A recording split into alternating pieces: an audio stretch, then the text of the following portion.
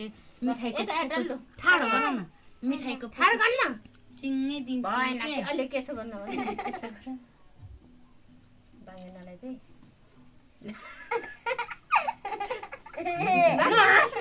राल छुगाइछि नचल्न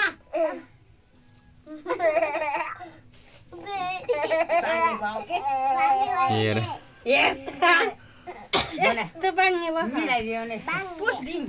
पाइपबाट हान्नु न योबाट नानीलाई हातसम्म आऊ न मम्मीको छोरी मम्मीको हातसम्म आऊ हातमा दिनु नि मम्मीको हातसम्म आऊ मम्मीको कपडा कहाँ पुरेछ गुले त्यति पाल्दै यसो पनि बाबु ठाडो गर्नु नानी हात यो भयो अब आएको खाना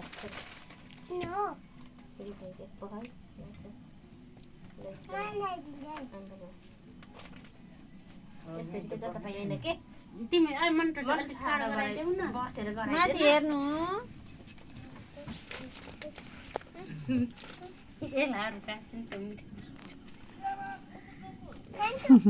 दिन बेउँछिन् के अब टिका लगाएर